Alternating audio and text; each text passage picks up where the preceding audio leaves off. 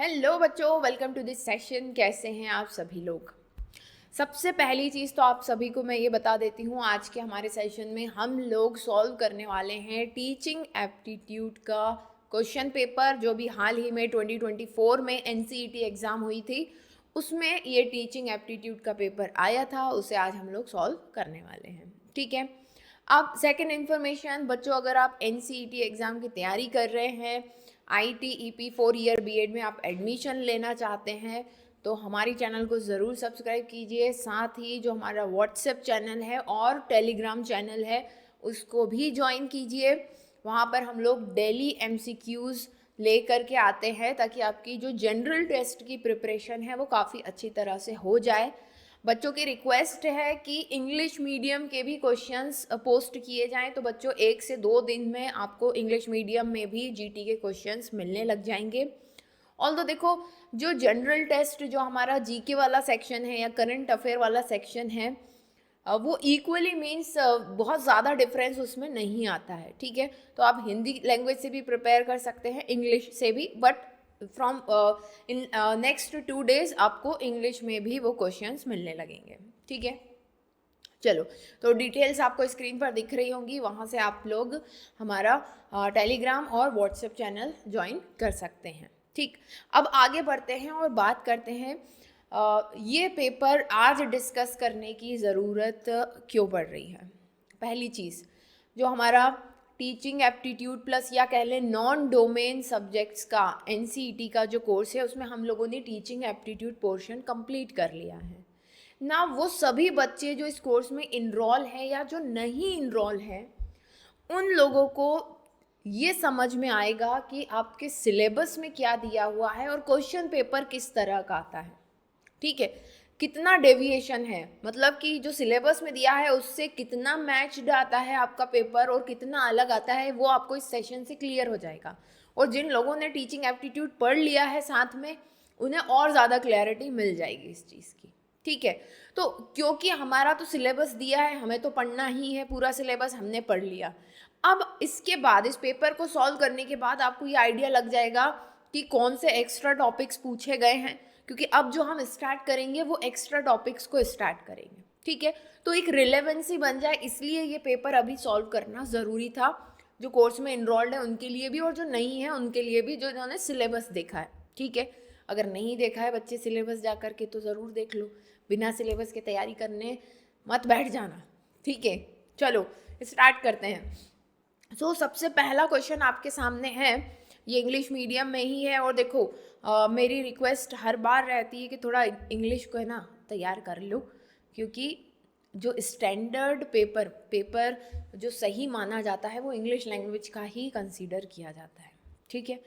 और इतना तो अब अपने को प्रिपेयर करके चलना पड़ेगा, राइट। सो चलो, सबसे पहला क्वेश्चन क्या है, which of the following statements are true. इनमें से कौन से स्टेटमेंट ट्रू हैं। यहाँ पर देखो, डायरेक्ट कोई कास्ट का क्वेश्चन हमारे सिलेबस में नहीं है, बट कास्ट को लेकर के क्या परसेप्शन है उससे रिलेटेड हमारा एक टॉपिक ज़रूर है, ठीक है। तो वहीं से ये क्वेश्चन निकल करके आता है। 4 varna classification is common to all of India. Obvious सी बात है, ट्रू आपको लगाना है तो हाँ भाई, पूरे इंडिया में ही 4 वर्ण क्लासिफिकेशन की बात है, कॉमन है। द जाति classification is homogeneous through out India. क्या पूरे इंडिया में जाति जो है बिल्कुल होमोजीनस समान है? नहीं, ऐसा बिल्कुल नहीं है। 4 varna classification changes from state to state, state to state 4 varna system बदलता नहीं है। वही कौन सा 4 वर्ण कौन से हैं, कमेंट में लिख करके ज़रूर बताइएगा 4 वर्ण कौन से हैं, है ना। एक हिंट दे देती हूँ मैं आपको, ब्राह्मण क्षत्रिय 2 बजते हैं, वो आपको लिखना है। Now jati hierarchy has more local classification that vary region to region. हाँ, ये सही है, जो जाति की हायरार्की है वो थोड़ी चेंज होती है, वेरी होती है region to region. Word caste come from Portuguese word casta, ये भी बिल्कुल सही है। तो ADE मतलब कि ऑप्शन नंबर 4 जो है हमारा सही आंसर है। फिर नेक्स्ट क्वेश्चन है हमारा, मैच लिस्ट 1 विथ लिस्ट 2। अब यहाँ पर कुछ बुक्स दी हैं और उनके ऑथर्स दिए हुए हैं, so let's see. So unquiet woods is of Ramachandra Guha, है ना। फिर अमर्त्य सेन की सबसे कुछ फेमस बुक्स में से एक है कौन सी बुक है ये? अपनी अमर्त्य सेन की बुक है, that is the argumentative Indian. Then उसके बाद है इंडियाज कम्युनिकेशन रिवॉल्यूशन, ये Arvind Singhal and EM Roger की है। Urban sociology in India, that is MSA Rao. So first with three that is option number 2, एक ही है ना, जिसमें A 3 के साथ जा रहा है। नेक्स्ट क्वेश्चन पर चलते हैं। नेक्स्ट क्वेश्चन है हमारे पास, यहाँ पर कुछ संस्थाएं हैं और कुछ मूवमेंट्स हैं, आपको मैच करना है, ठीक है। सो सबसे पहला हमारे पास है यहाँ पर इजावा कम्युनिटी ऑफ केरला, ये है श्री नारायण गुरु से रिलेटेड, राइट। फिर है दसौली ग्राम स्वराज संघ, DGSS संस्था की तरह आप इसको मान ले, that is related to Chipko movement. Champaran Satyagraha, satyagraha नाम तो किससे जुड़ा हुआ है? महात्मा गांधी जी से। And first trade union, that is BP Wadia, ठीक है, BP वाडिया। तो D3 के साथ जा रहा है and we have decoded option number. Now next question है हमारे पास, यहाँ पर हमें लिस्ट अगेन मैच करनी है, लिस्ट 1 से 2 को। So let's do it. Reality show, तो सबसे पहले तो बिग बॉस लगा दो भाई, ये तो सबको पता है। Living media group, that is red FM, है ना। And global communication world wide web से होती है। And soap opera, that is हम लोग थोड़ा सा दूरदर्शन पर आने वाला काफ़ी फेमस एक डेली सोप टाइप का प्रोग्राम था, बट स्टैंडर्ड का था। Okay, so we have decoded this. D is going with 3, D is 3, yes. तो ऑप्शन नंबर 1, ठीक है। नेक्स्ट क्वेश्चन है, देखो अब यहाँ पर नेशनल सिस्टम ऑफ एजुकेशन, जो नेशनल करिकुलम फ्रेमवर्क जो नए तरीके से अभी डिज़ाइन हुआ है नेशनल एजुकेशन पॉलिसी के साथ साथ, है ना। सो उसके बारे में कुछ जो बेसिक चीज़ें होती है कि एक करिकुलम सेक्युलर होना चाहिए, इक्वेलिटी ऑफ सेक्स, है ना, इंडियन कल्चर उसमें होना चाहिए, एक झलक होनी चाहिए इंडियन कल्चर की, हमारे कल्चर और वैल्यूज़ जो है हमारे एजुकेशन सिस्टम में इनकॉर्पोरेट होना चाहिए। इस तरह का ये एक पैराग्राफ है। आप सभी लोगों को बता देती हूँ कि ये सेम पेपर आपको हमारी ऐप पर जो फ्री PDF सेक्शन है, कौन सा सेक्शन? फ्री PDF सेक्शन में मिल जाएगा। So you can download it, free PDF section से आप इसको डाउनलोड कर सकते हैं। You can read this paragraph and answer by your self. Although I am not explaining this word by word, मैं आपको क्वेश्चन और फिर उसका आंसर समझाने की कोशिश करती हूँ। So the whole gist of this paragraph, इस पैराग्राफ का जिस्ट क्या है कि हमारा जो इंडियन कल्चर है उसकी जो वैल्यूज़ हैं हमारे करिकुलम में होना चाहिए, साथ ही हमारा करिकुलम 21st सेंचुरी का होना चाहिए, right. So scientific temper, scientific thinking जैसी चीज़ें उसमें इंक्लूडेड होना चाहिए, ये सारी चीज़ें इसमें बताई गई हैं। Okay, I am so sorry. So which among the following is not true about education system in India? कौन सा सही नहीं है इसमें, ये पूछा है। Content like constitution obligation is essential to nurture national identity, ये तो सही है ना, ये तो सही है कि भाई हमारी जो नेशनल आइडेंटिटी है ना, वो कॉन्स्टिट्यूशन की ऑब्लिगेशन है। Constitution obligation is essential to nurture national identity, ठीक। All educational programme are carried out on strict conformity with secular values, जो भी एजुकेशनल प्रोग्राम है वो सेक्युलर वैल्यूज़ उनमें होनी चाहिए, ये भी बिल्कुल सही है। आपसे पूछा है नॉट ट्रू, है ना। The national system of education provide flexible component along with a common core, yes obvious सी बात है कि नेशनल सिस्टम ऑफ एजुकेशन आपको फ्लेक्सिबल कंपोनेंट भी देता है और उसमें कुछ कॉमन कोर कंपोनेंट भी है, ठीक है। एंड तो आपसे पूछा है कि कौन सा सही नहीं है, तो 1 2 3 तो बिल्कुल सही है, तो नॉट ट्रू क्या हो जाएगा? Option number 4, equality in education means to provide for equal opportunity in access only, नहीं, नॉट एक्सेस ओनली, और भी चीज़ें हैं जिसमें इक्वालिटी इन एजुकेशन का मीनिंग निकलता है, राइट। सो ऑप्शन 4 जो है यहाँ पर सही होगा। नाउ नेक्स्ट सेम पैराग्राफ है और यहाँ से आपसे कुछ क्वेश्चंस पूछे गए हैं। Okay, so question number 6, it's a question number 6. Which among the following value are to be cultivated in national system of education? So इनमें से कौन सी values national system of education में होनी चाहिए? Promoting Indian common cultural heritage, ये पूछा जा रहा है आपसे, ऑब्वियस सी बात है होना चाहिए। इगैलिटेरियनिज्म, इनइक्वालिटी ऑफ सेक्सेस, ये तो नहीं होना चाहिए। मेंटेनिंग सोशल बैरियर्स नहीं होने चाहिए। Then inculcation of scientific temper, तो inculcation of scientific temper and egalitarianism, ये हमारे जो है नेशनल सिस्टम ऑफ एजुकेशन में होना चाहिए, यहाँ पर ये बोला गया है। तो इगैलिटेरियनिज्म मतलब कि समान अधिकार, ठीक है। तो ये तीनों प्रॉपर्टी कौन कौन सी, ए बी और ई, ए बी ई, मतलब कि ऑप्शन नंबर ए जो है वो सही आंसर है, ठीक है। Now next is again on the basis of paragraph. Next question है which one among the following explain the global nature of Indian education. Global nature मतलब कि मेन कोर, जो आपको इंडियन एजुकेशन किसी भी स्टेट की हो या किसी भी लेवल की एजुकेशन हो, वहाँ पर आपको ये चीज़ देखने को मिलेगी। कौन सी? Including the history of India's freedom movement, क्या ग्लोबल नेचर है ये? Motivating younger generation for peaceful coexistence, promoting democracy and secularism, removing prejudice transmitted through the social environment. अब आपसे बोला गया है अकॉर्डिंग टू दिस पैराग्राफ, ठीक है। So according to the paragraph अगर हम देखें, देखो इंडियन हिस्ट्री पढ़ाना हर जगह हर लेवल पर ये ग्लोबल नेचर नहीं है। Removing prejudice transmitting through social environment, ये भी नहीं है अकॉर्डिंग टू पैराग्राफ।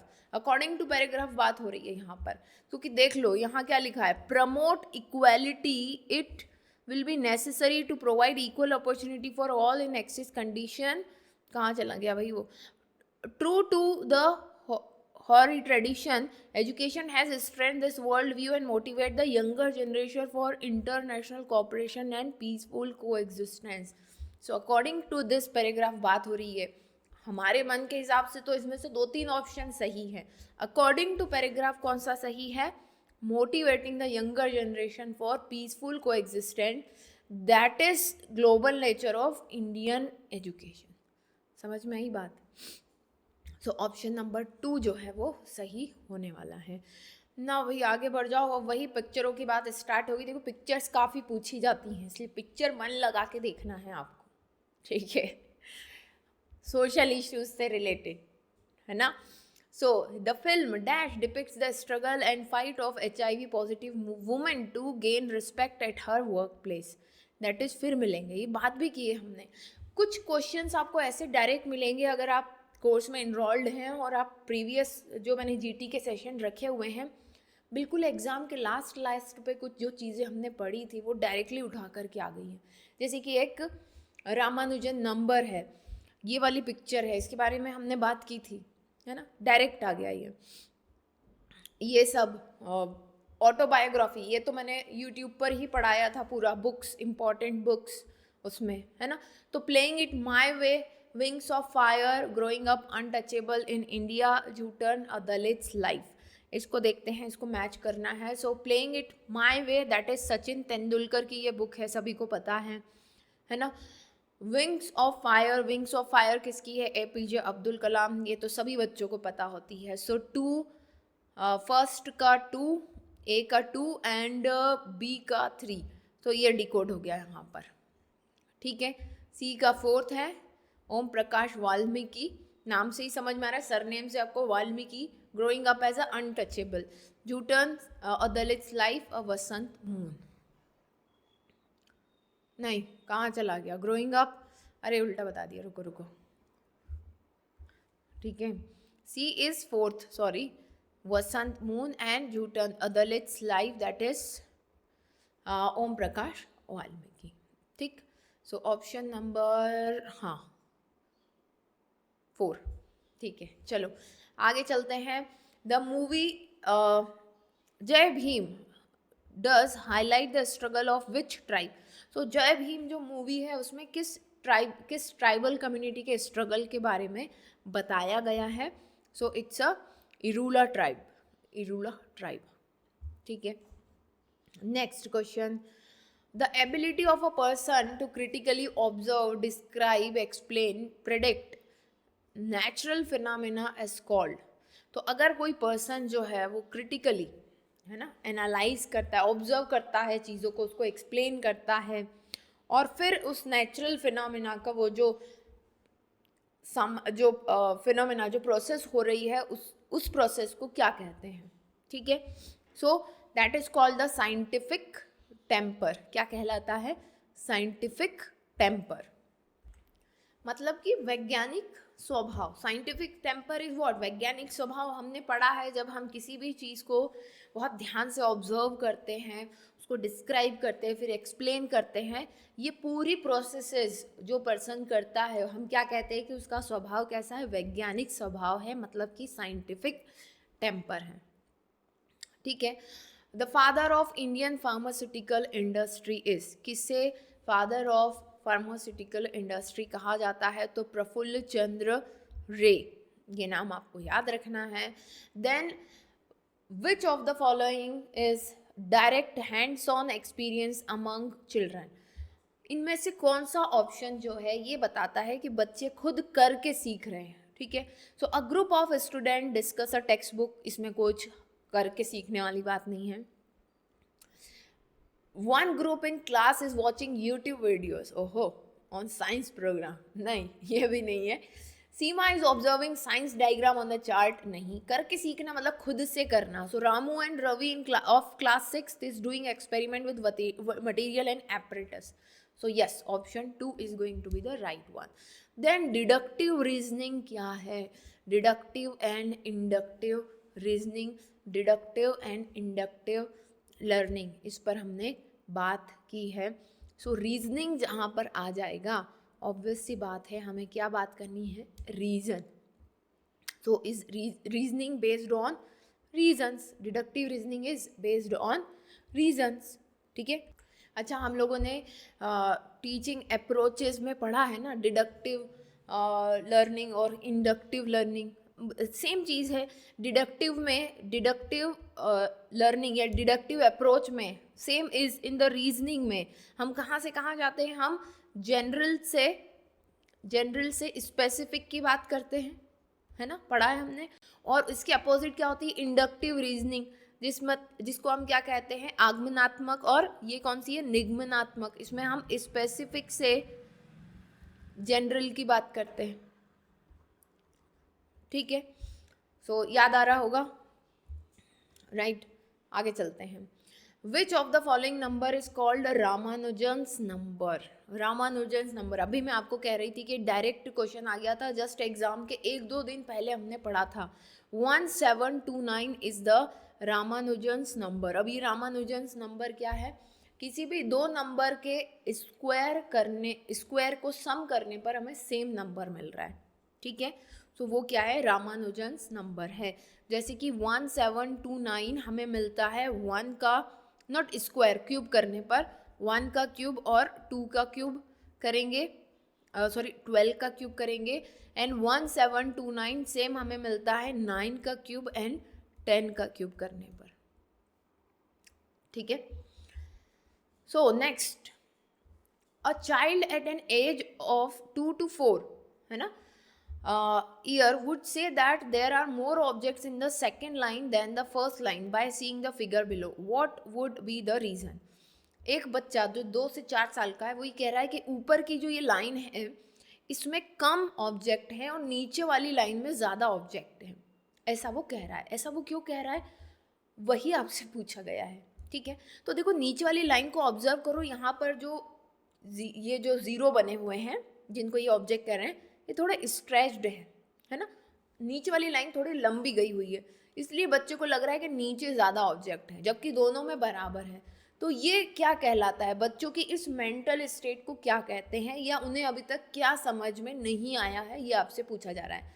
2 से 4 साल के बच्चे में क्या अभी डेवलप नहीं हुआ है, जिसके कारण वो ये बात नहीं समझ पा रहा कि ऊपर के ऑब्जेक्ट और नीचे के ऑब्जेक्ट दोनों सेम हैं। So child has not yet develop the conservation of numbers, पहला ही ऑप्शन। चलो मैंने इस पहले में ही इसको जाने दो, ठीक है। ये क्या होता है, देखो बच्चों, ये एक ऐसी स्टेट होती है जहाँ पर हम क्वांटिटीज़ के अरेंजमेंट को समझ नहीं पाते हैं। ऑल्दो नंबर सेम है, बट जिस तरह से अरेंजमेंट किया गया है वो समझ नहीं पा रहे हैं, ठीक है। So children are not able to understand the arrangement of the object, that is not developed conservation of numbers. So option 1. Now next is, which of the following should not be attitude in effective, not be the attitude of ineffective teaching. अब हमने बात की है कि effective teaching क्या होती है, effective teacher कैसे बना जाता है, तो इनमें से कौन सा इफेक्टिव टीचिंग का पार्ट नहीं है। Use of play way method, sensitively accepting diversity, passing responsibility, encouraging creativity. कौन सा नहीं है आपसे पूछा है, पासिंग रिस्पॉन्सिबिलिटी, ये सही आंसर है। ये एक इफेक्टिव टीचिंग का कैरेक्टर नहीं है ना। क्या कैरेक्टर है, इनकरेज करना क्रिएटिविटी को, ये कैरेक्टर है इफेक्टिव टीचिंग का। सेंसिटिवली एक्सेप्टिंग डाइवर्सिटी, आपकी क्लास में अलग अलग तरह के बच्चे हैं, अलग इकोनॉमिक बैकग्राउंड से, कल्चरल बैकग्राउंड से आते हैं, तो उनकी रिस्पेक्ट करना ये एक इफेक्टिव टीचर की रिस्पॉन्सिबिलिटी है। और using of play way method, ठीक है, जस्ट अ सेकेंड, हाँ ठीक, तो 3 इसका सही आंसर होगा। नेक्स्ट पार्ट पर बढ़ते हैं हम लोग। विच of the following is not a craft activity, इनमें से कौन सी क्राफ्ट एक्टिविटी नहीं है। सो ऑब्वियस सी बात है, क्राफ्ट एक्टिविटी क्या होती है, craft activity is something where you are using your hands and paper or any other object, ठीक है, and you are making something new by folding it or molding it, ठीक है। so weaving, पेपर मास्क बनाना, collage बनाना, ये जो है craft activity है। क्या नहीं है, painting is not a craft activity, ठीक है, because where you use only the brush, paint and your mind creativity. But जो क्राफ्ट होते हैं उसमें कोई एक मटेरियल होता है आपको, उसमें आप उसको फोल्ड मोल्ड करके कोई नई चीज़ बना रहे होते हैं। तो ऑप्शन 2 इसका सही आंसर होगा। नाउ अब आपसे पूछा गया है, देखो ये वही पार्ट है जो बिल्कुल हमारा जीटी सेक्शन से थोड़ा सा मिलता जुलता है ना। तो select the correct chronological sequence of Indian painting according to their existence. अब ये कौन से यूनिट से आया, ये लास्ट अपने सेकेंड लास्ट यूनिट से, जहाँ पर आर्ट है ना, विजुअल आर्ट्स और परफॉर्मिंग आर्ट्स वाला जो यूनिट है, वहाँ से ये क्वेश्चन आया है, ठीक है। ठीक, तो यहाँ देखो कांगड़ा, गढ़वाल, बंगाल एंड अजंता, आपको बताना है कि इंडियन पेंटिंग का क्रोनोलॉजिकल ऑर्डर क्या है, मतलब शुरुआत से आपको लेटेस्ट तक आना है। सो यहाँ पर डी अजंता सबसे पुराना है, उसके बाद बंगाल है, और फिर जो है गढ़वाल है, और फिर कांगड़ा है। तो ये उल्टा दिया हुआ है बिल्कुल। सो ऑप्शन जो है 3 सही हो जाएगा। इसके लिए आपको टाइमलाइन पता होनी चाहिए, ठीक है। Although it's a very much unexpected question कि आपसे टाइमलाइन के अकॉर्डिंग, मतलब इतना कौन याद रख पाता है, बट हर क्वेश्चन पेपर में कुछ 1-2 क्वेश्चंस ऐसे होते ही हैं जो थोड़े से ऑड होते हैं, और यही वो क्वेश्चंस होते हैं दैट डिसाइड्स कि किसका सिलेक्शन होगा किसका नहीं। क्योंकि नॉर्मल क्वेश्चन तो सभी को आते हैं, कुछ एक्स्ट्रा ऑर्डिनरी क्वेश्चन कुछ ही लोग कर पाएंगे, and that's makes a difference, ठीक है। The dash tree under which Buddha attained enlightenment is said to symbolize the whole universe. तो बुद्धा, गौतम बुद्ध को जिस ट्री के नीचे इनलाइटमेंट, ज्ञान हुआ था, जो कि सिंबल है होल यूनिवर्स का, है ना, वो कौन सा ट्री था, आपसे ये पूछा गया है। सो वो ट्री था अश्वत्था। कौन सा ट्री था, अश्वत्था, ठीक है, ये आपको ध्यान रखना है। Then next, in the school education discipline, in the school education disciplines like philosophy, psychology, sociology, anthropology are introducing during, तो philosophy, psychology, sociology, anthropology किस मतलब स्कूलिंग की किस स्टेज में आपको पढ़ने का मौका मिलता है? ऑब्वियसली बात है, that is a senior secondary stage, क्योंकि ये चॉइस स्पेसिफिक सब्जेक्ट्स हो जाएंगे, है ना। कैसा सब्जेक्ट रहेंगे? चॉइस स्पेसिफिक, आप बाय चॉइस इन्हें पढ़ने जाते हैं। फिलोसॉफी सबको नहीं पढ़ाई जाती, साइकोलॉजी सबको नहीं पढ़ाई जाती, जिनकी चॉइस है वही पढ़ते हैं, और चॉइस लेने का मौका आपको कब मिलता है? सीनियर सेकेंडरी स्टेज में, राइट। फिर है panchakosha vikas of a child denote the development of 5 layer, arrange these in context in correct sequence, ठीक है। सो ये बिल्कुल एक नया क्वेश्चन था, जिसका कहीं से भी सिलेबस में ये कहीं से भी टच नहीं करता है, ठीक है। And actually let me tell you, it's a very higher concept, अभी इस लेवल पर पूछने वाला कॉन्सेप्ट है भी नहीं है, but because they have asked, तो चलिए इसको देख लेते हैं। देखिए, सबसे पहले जो होता है वो होगा आपका अनामया कोश, है ना।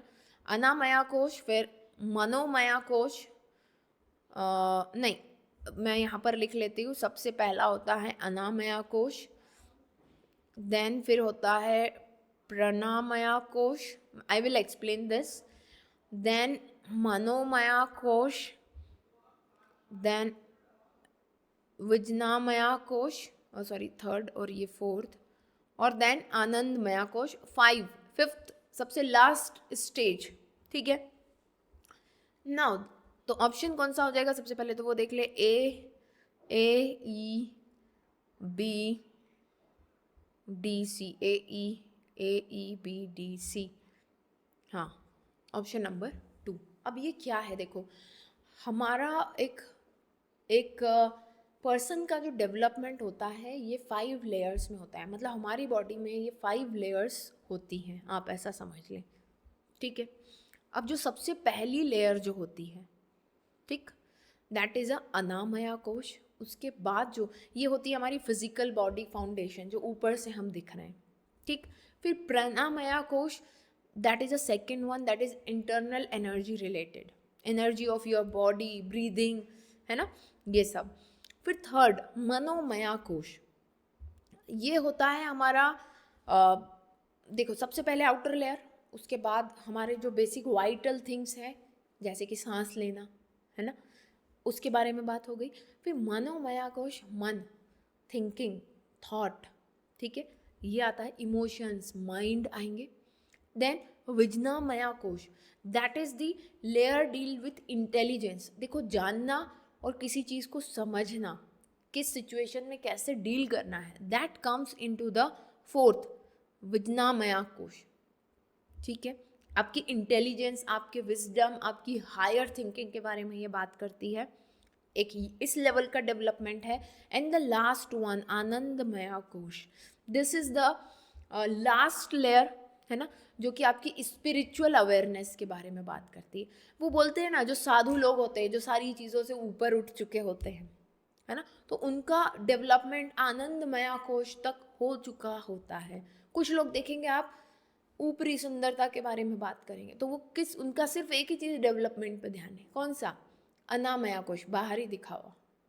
कुछ लोग अपनी फिजिक को लेकर के थोड़े से कॉन्शियस होते हैं, है ना, सो प्राणायाम करना, ये वो, ब्रीथ कंट्रोल करना, उस लेवल तक पहुँचे।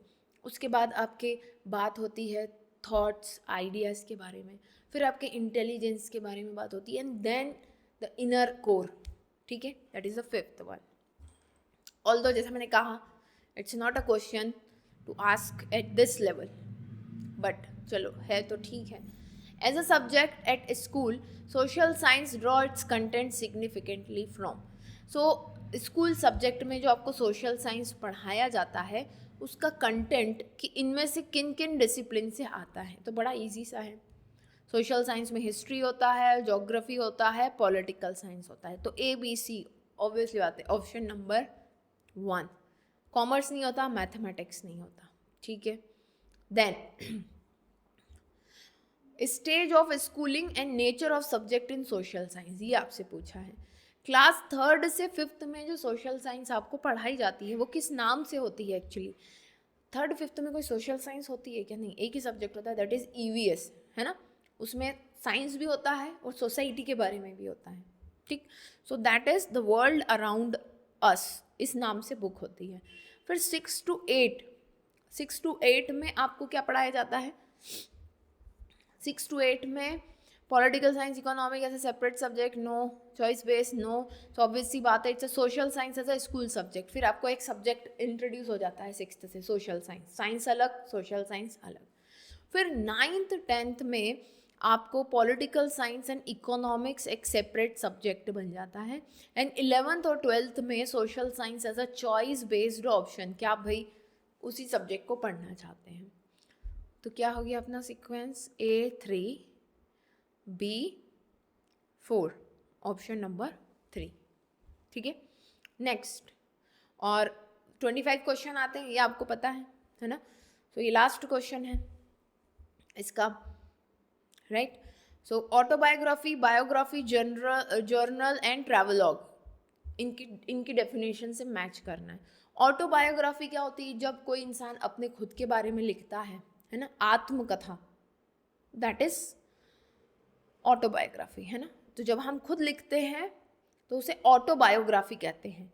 सो story of a person written by that person, जब खुद मैं अपनी कहानी लिखूँ तो वो ऑटोबायोग्राफी होगी। मैं इतनी फेमस हो जाऊँ कि मेरे बारे में कोई लिखे, so that is a biography, है ना। The story of a person's life written by someone else, that is biography. Travelogue, travelling करते हुए जब आप कुछ लिखते हैं, so that is a travelogue. And journal is a newspaper or a magazine especially in which all the articles are about a particular subject or profession. So जब किसी एक पर्टिकुलर सब्जेक्ट से रिलेटेड ही आर्टिकल जिस magazine में छपते हैं तो उसे हम क्या कहते हैं? जर्नल कहते हैं। सो क्या हो जाएगा आंसर? A का 2 और B का 3, A का 2 एंड B का 3 एंड C is 4, B का 3 C 4 and yes, option number 4, ठीक है ना, यही है ना।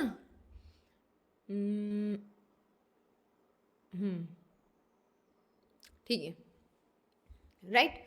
चलो, तो इसी के साथ हमारा टीचिंग एप्टीट्यूड वाला जो पोर्शन जो NCET 2024 एग्जाम में पूछा गया, ये हुआ कंप्लीट, राइट।